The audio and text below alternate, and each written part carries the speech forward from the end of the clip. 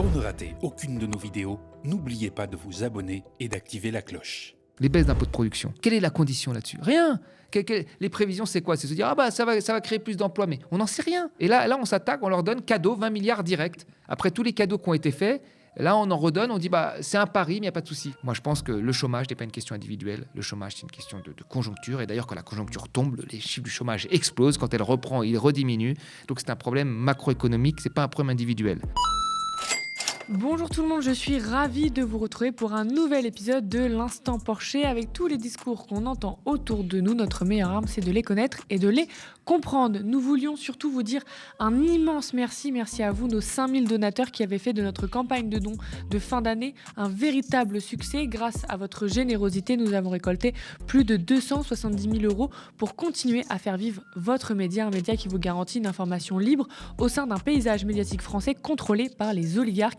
Pour soutenir votre média de manière pérenne, vous pouvez vous abonner à partir de 5 € par mois ou même devenir sociétaire de notre coopérative. Rejoignez-nous dès maintenant sur soutenez.lemediatv.fr et encore merci. Bonjour Thomas. Salut Lisa. Alors cette semaine, Macron traque de nouveau les sans-emploi et le nouveau gouvernement, qui n'a pas grand-chose de nouveau, veut convaincre la gauche pour éviter la censure sur le budget. C'est parti.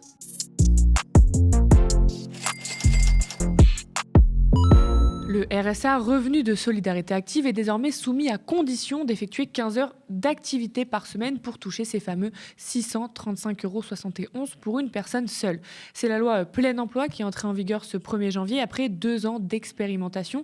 Cette activité encadrée par un contrat d'engagement peut relever de la formation professionnelle, des candidatures à des offres d'emploi ou des démarches administratives, mais aussi du travail gratuit, comme des associations l'ont constaté, même si l'État se défend catégoriquement de ça. Les expérimentations sur les 49 départements ont montré 2 choses très importantes. D'abord, un retour à l'emploi, à l'insertion professionnelle de longue durée de 42% des bénéficiaires de cette expérimentation. Et une deuxième chose que je trouve très importante, qui ne se voit pas dans les chiffres mais qui est aux clés de tout, c'est aussi un retour à l'estime de soi et à la confiance en soi qui permet de se dire « j'ai des projets, je peux y arriver ». En 2023, 18 départements ont testé le dispositif et 47 à partir de mars 2024. Et les retours de terrain ne sont pas si réjouissants. Déjà, cette condition d'activité a des contours assez flou. La loi inscrit que les activités demandées dans le plan d'accompagnement consistent en des actions de formation, d'accompagnement et d'appui dans un sens très large. La loi précise que les activités inscrites dans le contrat d'engagement doivent avoir comme objectif l'insertion sociale et professionnelle de la personne, mais laisse le référent d'accompagnement définir avec le bénéficiaire les activités adaptées à la situation, affirme France Travail auprès de Check News Libération. Les 15 heures peuvent être ravisées en cas de handicap, invalidité ou garde d'enfants, par exemple. Libé ajoute que la loi précise bien que le président du conseil départemental peut décider la suspension en tout et partie et pour une durée qu'il fixe du versement du revenu de solidarité active lorsque, sans motif légitime, le bénéficiaire refuse d'élaborer ou d'actualiser le contrat d'engagement ou ne respecte pas toutes des obligations énoncées dans ce contrat. Une loi donc contour flou, un accompagnement qui peut vite dériver en travail gratuit, alerte des associations et organisations. Le rapport d'Aquitaz ATD Carmonde Secours catholique rapporte par exemple qu'à Villiers-en-Vexin, dans l'Eure, le maire de la ville, n'ayant pas les moyens d'embaucher du personnel pour entretenir le cimetière communal, a fait travailler 4 bénéficiaires du RSA, c'est ce qu'indique leur rapport. Thomas, qu'est-ce que tu penses là de cette mesure? Est-ce qu'il faut obliger comme ça de réaliser des heures pour revenir à l'emploi? Est-ce que c'est efficace? Alors, non, c'est pas efficace. Bon, ce qu'il faut savoir, c'est que déjà, qui sont les allocataires du RSA? Vous avez en fait un tiers de personnes qui sont allocataires depuis plus de 5 ans. Donc là, on est vraiment sur des gens qui ont eu des accidents de vie ou qui sont éloignés de plus en plus du marché du travail. Et là, c'est des situations très difficiles. Et on a un quart qui, tous les ans, retrouve automatiquement un emploi. C'est des gens, par exemple, qui vont être au RSA parce qu'ils ont fini les études après 25 ans, ils n'ont rien au début, ils touchent le RSA et puis ils vont très vite retrouver un emploi. Donc on a quand même 25% qui, tous les ans, sortent naturellement du RSA et ils en sortent d'autant plus qu'il y a de l'activité et de l'emploi qui sont créés. Ça, c'est la première chose qu'il faut dire. La deuxième chose qu'il faut dire, c'est qu'il faut absolument, de manière purement idéologique, et je le dis, refuser que l'on fasse du chômage un problème individuel. Il faut vraiment, comme on a aujourd'hui tout le monde qui balance ses idéologies dans tous les sens, même si elles sont contredites par les faits, nous aussi on va balancer notre idéologie. Il faut refuser quelqu'un qui va faire du chômage un problème individuel. Il est beaucoup plus simple de trouver un emploi quand vous avez de la croissance, quand vous êtes en récession. Il y a des périodes où des étudiants qui sortent diplômés trouvent rapidement un emploi. Il y a des périodes où des gens qui ont moins de diplômes en trouvent plus rapidement et d'autres non. Donc le chômage n'est pas un problème individuel, c'est un problème macroéconomique, c'est un problème de conjoncture économique. Donc à partir du moment où on part de ça, eh ben, on refuse toutes les incitations ou toutes les obligations supplémentaires que l'on doit attribuer aux chômeurs. Parce que personne n'aime être au chômeur. Et ça, c'est une fake news qui a été d'abord prise en compte par les libéraux, puis aujourd'hui reprise beaucoup par l'extrême droite, parce qu'on s'attaque toujours derrière à des gens pauvres, et les gens pauvres sont souvent plus issus de l'immigration que les autres, parce qu'ils vivent dans des quartiers plus difficiles. Et la dernière chose que je dirais, c'est qu'on donne tellement d'argent à des gens très riches sans aucune condition qu'il faut, pareil, de manière idéologique, refuser le fait que lorsqu'on a des aides sociales, on doit fixer des conditions supplémentaires. Parce que derrière, on sait et tu l'as très bien dit, ce qu'on veut faire derrière, c'est qu'on veut poser des conditions plus difficiles pour pouvoir radier plus facilement. Est-ce que tu partages ce risque-là de faire du travail gratuit, de faire glisser des compétences, de encore subventionner des entreprises pour qu'elles prennent des gens au RSA parce que c'est de l'argent public du coup. Donc, est-ce qu'il y a encore ce risque de travail gratuit là ? Tu l'as très bien dit dans l'exemple que tu as donné, c'est-à-dire qu'il n'y avait pas d'emploi pour ça, donc on utilise des gens qui touchent le RSA pour faire ces tâches-là. Et puis ça peut, pour des petites tâches, créer un effet de turnover où on se dit, là on a un travail gratuit pour quelques heures, pourquoi ne pas en profiter ? Puis après on en profitera, parce qu'il y a quand même plus de 2 millions de personnes qui ont le RSA, donc on peut faire tourner un petit peu ces gens-là. Et le but, quand on est au chômage, c'est de trouver un emploi stable, avec un contrat en CDI. C'est ça le but, c'est que tout le monde travaille, peut-être plus de gens travaillent, mais dans des bonnes conditions. C'est ça la vraie raison. C'est pas d'utiliser des gens qui ont une allocation qui est très faible, qui ne leur permet pas de sortir de la pauvreté, qui est juste un soutien dans la pauvreté, mais qui ne leur permet pas de sortir de la pauvreté ou de vivre une vie aussi bien que quelqu'un qui travaillerait. C'est faux de dire ça. Et là, on s'attaque à ces choses-là. Et je veux dire, tant qu'il n'y aura pas de création d'emplois dans des filières ou de l'activité économique, vous pouvez leur obliger à faire. Ils seront mis à des tâches que personne ne veut faire pour un petit peu d'heures pour les occuper. Mais ça va pas ça. C'est pas parce qu'on leur demande de faire 15 heures que, comme par magie, les emplois vont se créer et qu'on va leur trouver un débouché tout de suite. C'est surtout l'inverse. Quand on voit la situation en France avec ces 300 PSE dénombrés en 2024, ces 300 000 emplois menacés, on n'est pas sur la route du plein emploi, quoi. Si on était dans une période de forte activité, je veux dire, cette réforme, d'un point de vue libéral, pourrait plus peut-être se justifier en disant, regardez, il y a de l'activité, donc là, l'économie est tellement dynamique qu'elle absorbe des gens qui sont au chômage. Mais on n'est même pas dans cette période. On est dans une période d'instabilité politique, d'instabilité économique. Depuis le Covid, c'est à peu près ça, grosso modo. Et là, on nous passe cette réforme. Bon, pour moi, c'est une réforme purement idéologique qui a pour but de s'attaquer à tout ce qui est, on va dire, les dépenses sociales et en particulier les minima sociaux. Et ça fait longtemps que cette réforme, elle est comme ça. En fait, c'est un serpent de mer. C'est-à-dire que ça avait commencé avec Sarkozy en 2007, puis Macron voulait poursuivre là-dessus. C'était un petit peu la réforme jumelée à l'assurance chômage. L'assurance chômage, c'était quand même là, on touchait vraiment, ça concernait beaucoup, 6 millions de personnes. Là, c'est le petit frère, le RSA, 2 millions de personnes. Donc, on s'attaque à cette partie-là parce qu'on s'est déjà attaqué à l'assurance chômage. Donc, il y a vraiment une volonté. Pour moi, toutes ces réformes, je le dis très clairement, toutes ces réformes, elles ont pour but de mettre des barrières ou de rendre plus difficile le statut d'allocataire du RSA. Comme si c'était un statut que tout le monde voulait avoir. Et comme on le rend plus difficile, à un moment, si les conditions ne sont pas respectées, on peut radier plus facilement. Et quand on radie, on sort les gens des statistiques et on a un très beau chiffre. Donc peut-être que le but de Macron, c'est à la fin de son quinquennat, comme il n'a plus grand-chose à défendre, à part le taux de chômage. La croissance ne va pas être au rendez-vous. Les baisses d'impôts n'ont pas eu tous les effets escomptés qu'il espérait. Politiquement, il ne vaut pratiquement plus rien aujourd'hui. Donc la seule chose qui pourra tenir à la fin, le déficit ne sera pas résolu. Donc la seule chose, ça va être son fameux taux de chômage qu'il a répété beaucoup. On a le taux de chômage le plus faible depuis 15 ans, etc. Et ce taux de chômage, il ne va pas le réduire par de l'activité, il va le réduire par des radiations, en sortant ces gens des statistiques. Et comme ils sortiront des statistiques, il aura un beau chiffre statistique, mais il y aura autour de cette statistique une armée de pauvres. Puis comme tu disais, Emmanuel Macron, il passe quand même des caps dans des décisions politiques, dans des lois, etc. Là, on touche quand même à un minima social qui est quand même un acquis très fort en France qui est de vous toucherez quelque chose pour ne pas sombrer dans l'extrême pauvreté, même si on parle encore une fois de 600 € par mois, donc je ne sais pas qui envie quelqu'un qui gagne 600 € par mois, mais c'est-à-dire que là, c'est conditionné à une activité. Dont la moitié sont des familles monoparentales. Voilà, donc là, qui ont un enfant à charge. On casse complètement le principe du minima social. C'est un nouveau cap dans ce que rêve Emmanuel Macron de faire. Pour moi, c'est le fil conducteur de Macron. C'est-à-dire que Macron, il a très bien compris que sur la partie de la dépense publique qui est dédiée aux fonctionnaires, il n'y a plus grand-chose à tirer. Même si c'est pas qu'il va remettre de l'argent, mais il n'y a plus grand-chose à tirer. Il l'a vu avec l'hôpital, l'armée, la police, on ne peut plus toucher. La justice, ça doit un petit peu augmenter. Donc, il n'y a plus grand-chose à tirer. L'éducation, c'est là qu'ils veulent faire des efforts. Mais sur le reste... Donc, il faut s'attaquer à l'autre partie qui est plus de 50% de la dépense, qui est la dépense sociale. Donc, les retraites, il l'a fait plus ou moins, mais je pense que ça va se poursuivre. Et d'ailleurs, M. Bayrou, c'est quelqu'un qui veut réformer les retraites et qui a toujours défendu la réforme des retraites. Il y a l'assurance maladie, l'assurance chômage, et puis tous les minima sociaux. Et je veux dire, le RSA... C'est 2 millions de personnes, plus de 2 millions de personnes qui le touchent. On est vraiment sur une partie extrêmement faible, c'est moins d'1% du PIB, c'est rien du tout pour une puissance. Et puis cet argent-là est réinjecté dans l'économie, puisque les gens ne vont pas épargner avec ça, ils ne vont pas les placer à l'étranger, ils ne vont pas faire des montages fiscaux pour que ça...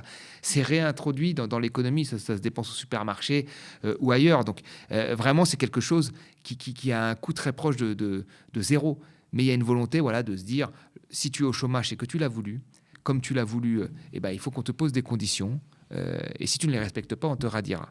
Quelle que soit l'efficacité de ces conditions, il faut les poser. Et le but, et d'ailleurs les associations l'ont dit, un des buts qu'ils ont mis en avant, c'est quand même le fait qu'il y a une volonté peut-être de radier. Oui, c'est ça. C'est ce que j'allais dire. En fait, il y a Alternative économique aussi qui a écrit un article dessus, qui a écrit que les bénéficiaires se sentaient parfois fliqués, infantilisés. Déjà qu'on sait que le période du chômage, c'est pas en termes de morale, etc. On n'est pas au top.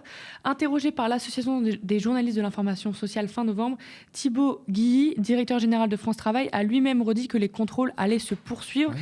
D'ici 2025, ces équipes devront effectuer 600 000 contrôles. Un chiffre qui s'élèvera à 1,5 million d'ici 2027. Cette stratégie n'est hélas pas surprenante dans un contexte où les services publics de l'emploi sont affaiblis par les coupes budgétaires.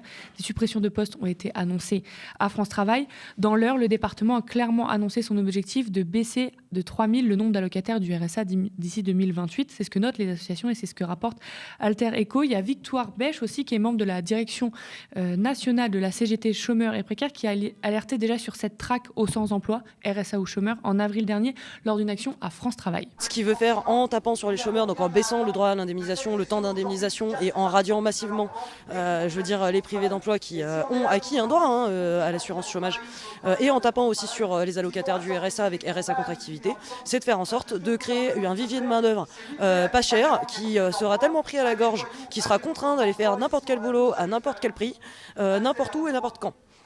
Et que ça, on le refuse.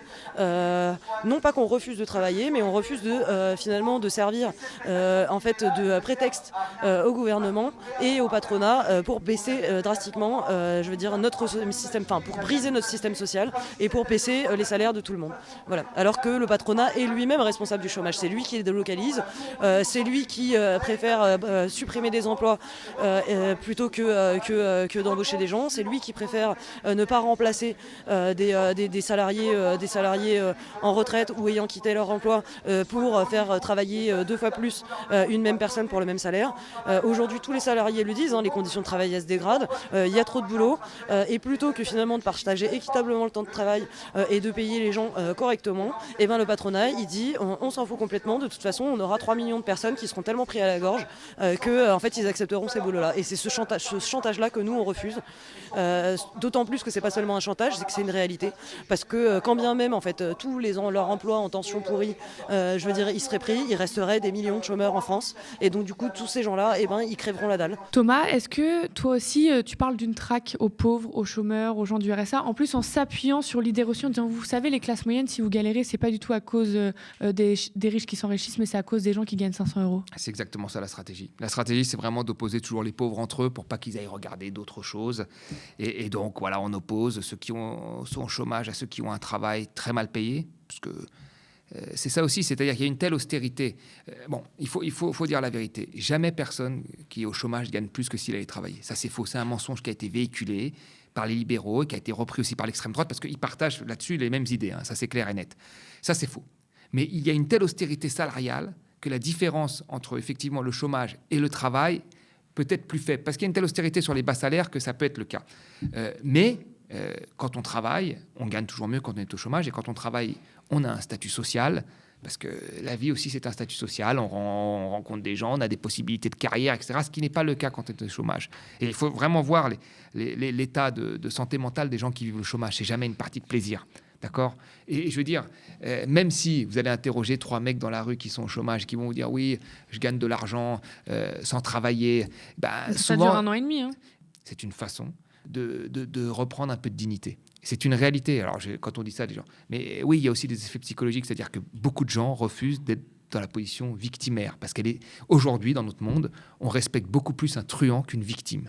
Voilà. Et donc, beaucoup de gens refusent cette politique et cette position victimaire et préfèrent se présenter comme des truands en disant « Oui, je profite du système et tant mieux aller travailler ». Mais dans la réalité des faits, c'est faux.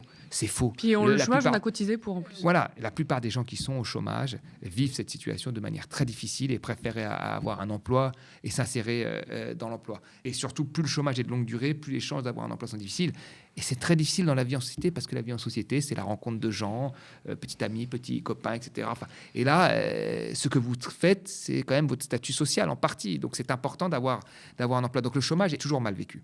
Et le RSA, on est vraiment sur des situations difficiles. Je veux dire, 50% sont des familles monoparentales. Certains ont eu des problèmes de santé, des accidents de vie. Donc, on s'est dit à un moment, voilà, on va prendre une petite partie de la richesse qui est créée pour la donner à ces gens-là.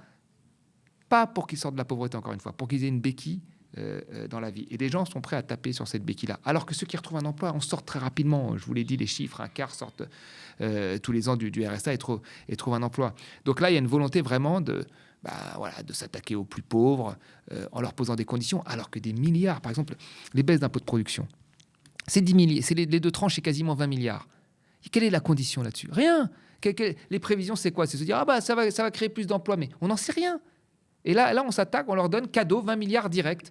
Après les cadeaux des baisses d'IS, d'impôts sur les sociétés, de 18 milliards. Après tous les cadeaux qui ont été faits, là, on en redonne, on dit c'est un pari, mais il n'y a pas de souci. Et dans les mêmes temps, les dividendes. Et voilà. Et qu'est-ce qu'on fait là ? On s'attaque à quelque chose qui doit valoir à 12 milliards, grosso modo, le RSA, qui fait vivre 2 millions de personnes les plus pauvres. Et on s'attaque à ça en disant voilà, on va fixer des règles supplémentaires parce que quelque part, ceux qui touchent le RSA n'ont pas envie de s'en sortir. Et donc c'est pas acceptable. Vraiment, je pense qu'il faut mettre. Il faut pas. À un moment, il y a une partie de la gauche, vraiment, a été un peu sensible à ça, à toutes les réformes de l'assurance chômage, à se dire que voilà, il faut faire en sorte d'être plus sévère quand il y a une reprise d'activité avec les chômeurs. Ça veut dire qu'ils ne trouvent pas d'emploi. Des gens, même des économistes plutôt de gauche, ont été sensibles à ça. Je pense qu'il faut mettre des limites. Il faut mettre des limites. Aujourd'hui, il y a des adversaires qui ont une vraie idéologie et qui appliquent des réformes qui n'ont pas fonctionné et qui continuent à vous dire que ça a fonctionné par idéologie. Pas qui fonctionnent, mais pour certains. Voilà, pour certains, mais pas pour l'ensemble de la population. Enfin, qui ne... Les fameux 1%. Oui, exactement. Mais qui ne tiennent pas les promesses qu'ils nous ont données au début. Je pense que nous, aujourd'hui, on doit fixer des limites. Moi, je pense que le chômage n'est pas une question individuelle. Le chômage, c'est une question de conjoncture. Et d'ailleurs, quand la conjoncture tombe, les chiffres du chômage explosent. Quand elle reprend, il rediminue. Donc, c'est un problème macroéconomique. Ce n'est pas un problème individuel. Donc, il ne doit pas être traité au niveau individuel. Il doit être traité dans la politique économique à mener. Et c'est pareil pour la question du RSA qui touche... Je veux dire, c'est vraiment les gens les plus pauvres. Qu'est-ce qui va se passer là ? Ces gens-là vont s'inscrire à France Travail. Alors que le gouvernement retire des moyens à France Travail, tu l'as dit. Donc, il va y avoir plus de gens qui vont être mis. Donc, plus de gens qui vont aller demander à France Travail des choses, et il y aura moins de gens qui seront employés. Donc, quel service va être délivré ? Un service de moins bonne qualité. Le service d'accompagnement, c'est un service quand même qui est plus difficile. Le service de radiation, c'est un service qui est très simple. Donc, il y a des chances, moi, je pense, dans ce contexte-là, qu'il y ait un certain nombre de gens qui soient perdus et qui soient radiés. Qui est du non-recours aussi. Il y a déjà beaucoup de non-recours au RSA. Un tiers de non-recours. Et là, ça a montré dans les territoires d'expérimentation que les gens, en fait, ils étaient soit perdus, soit ils avaient peur. Ils disaient, je vais même pas le demander, quoi. Oui. Alors que c'est déjà le cas. Il y a déjà beaucoup de monde qui ne demande pas le RSA alors qu'ils y auraient le droit. Voilà, exactement. Un tiers. Donc, c'est pour ça qu'il faut... on ne peut être qu'opposé à cette réforme-là qui est parfaitement scandaleuse et qui montre encore une fois qu'une partie que notre société est vraiment dans ce que certains ont appelé la pauvrophobie, c'est-à-dire qu'il y a vraiment des attaques successives contre les personnes les plus fragiles, en opposant la population. Alors on va attaquer les retraités en disant ils sont très riches, etc. Et les jeunes contre les retraités. Et là, ça va être ceux qui travaillent et qui ont des bas salaires, les courageux contre ceux qui touchent le RSA, qui sont les méchants. Et c'est pas possible d'avoir des grilles de lecture pareilles. Il faut s'interdire d'avoir ce type de grille de lecture.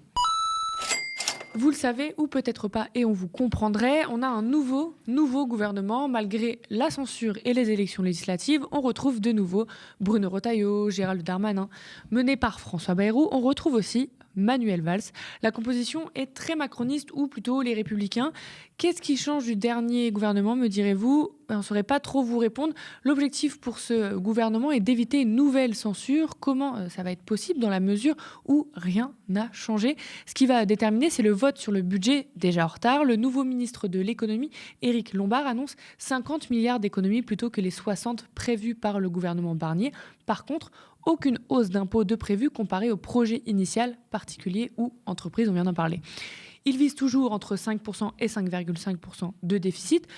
Thomas, concrètement, qu'est-ce qui va changer ? Pas grand-chose à mon avis. Bayrou va faire un plan qui va ressembler très fortement à l'autre. Peut-être même qu'il va retirer les hausses d'impôts. Nous verrons ce qui va se passer.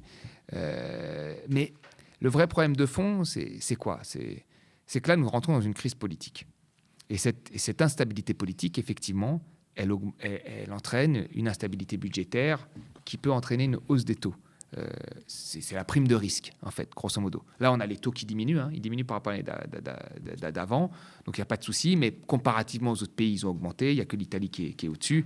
On est au touche-à-touche avec la Grèce, au-dessus du Portugal, l'Espagne. Mais on reste à des taux qui sont très faibles. Mais il est vrai que cette instabilité, si elle continue, elle peut entraîner une prime de risque. Donc là, ça, c'est le contexte général. Dans ce contexte-là, il va falloir faire peur. Et donc là, il va falloir avoir du sang-froid. Parce que les gens vont dire, écoutez, il faut accepter absolument ce budget austéritaire, parce que si vous ne l'acceptez pas, c'est la crise grecque, etc., etc., etc.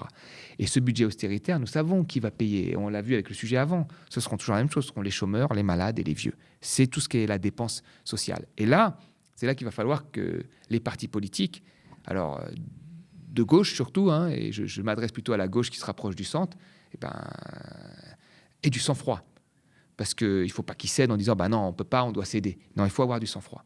Parce que la dernière fois, quand ils ont cédé pour le pacte qui avait été le pacte de stabilité, qui avait été fait en Europe, on a dit bon, allez, c'est bien. On a eu 10 ans d'austérité derrière et des pays qui ont fortement souffert. Donc là, je pense qu'il va falloir faire. Il y a un risque très clair.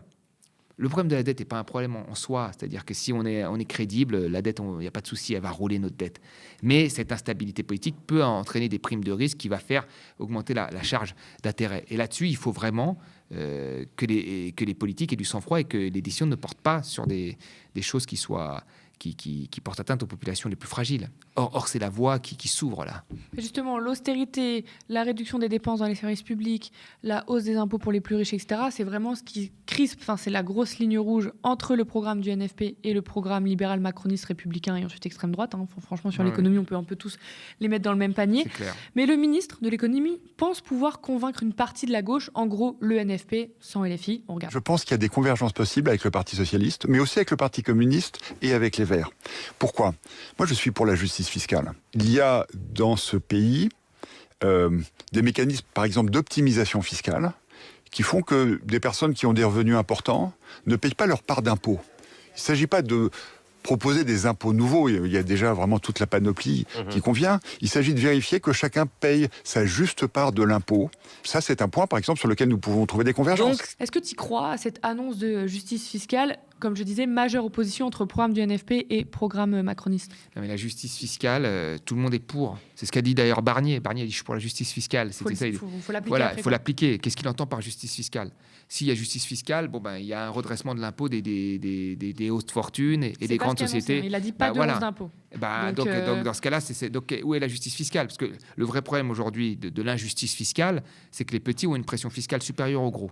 C'est tout. C'est que ce soit des PME par rapport aux grandes entreprises, que ce soit les classes moyennes et même les classes moyennes supérieures par rapport aux très riches qui arrivent à échapper à l'impôt. C'est ça le vrai problème. Donc si on veut à un moment de la justice fiscale, il va aller à un moment falloir fouiller dans ce qu'on a dit plusieurs fois ici, dans les 1500 filiales des 40 plus grandes entreprises, dans les mécanismes de prix de transfert ou dans les mécanismes employés par les gens les plus riches pour récupérer une partie de l'argent. Au moins les dénoncer, quoi. Ce qui se passe dans l'Europe, va falloir...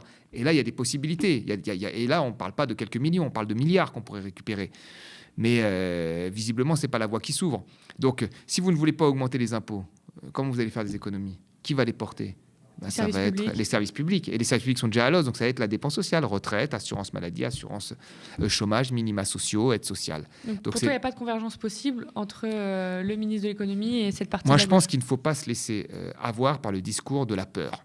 Parce que là, on est dans le discours Dracula, le film d'horreur. C'est-à-dire le scénario à la grecque, on va perdre... Il est peut-être là, mais s'il est là, c'est à cause de Macron. C'est Macron qui explique la moitié du déficit. C'est Macron qui a créé de l'instabilité politique. Mais ce n'est pas pour ça qu'il faut lâcher et accepter que les coupes, que l'effort soit pris par les plus faibles. Il faut refuser ça. Ce sera grave aussi. Voilà. Oui, ce sera grave aussi. Puis les faits, on le connaît. C'est-à-dire que les plus pauvres vont trinquer, ils vont tout payer. Et puis les plus riches vont être très bien, comme il s'est passé en Grèce. Il faut refuser ça. Oui, il y a un risque. Mais dans ce risque-là, il faut garder du sang-froid et ne pas céder à la panique. Et je pense que si le ministre s'adresse au PS, aux écologistes et à d'autres, c'est qu'il sent qu'ils sont beaucoup plus malléables que d'autres partis. Et je pense que dans ces... je veux dire, eux ne sont pas malléables, et donc il faut que la gauche, le NFP, ne soit pas malléable non plus sur ces questions-là. Puis on le rappelle, si la gauche se compromet sur l'austérité, les services publics, les salaires, etc., boulevard pour l'extrême droite en 2027. Ce qu'elle a déjà fait d'ailleurs par ailleurs, Exactement. et il ne faudrait pas qu'elle refasse la même chose. Merci à vous, chez vous, d'avoir suivi cet épisode de l'Instant Porcher. J'attrape une dernière fois votre attention avant de se quitter. La situation politique est inédite, historique. 2 directs par jour, du terrain, du reportage, mais aussi de l'enquête. Le média, c'est 25 travailleuses et travailleurs qui produisent de l'information au quotidien.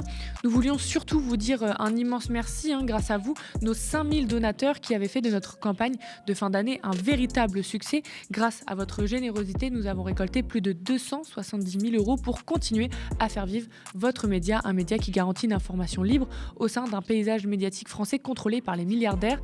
Pour soutenir votre média de manière pérenne, vous pouvez vous abonner à partir de 5 € par mois ou même devenir sociétaire de notre coopérative. Rejoignez-nous dès maintenant sur soutenez.lemediatv.fr. Spectateurs, abonnés, donatrices et sociaux, je vous dis à la semaine prochaine.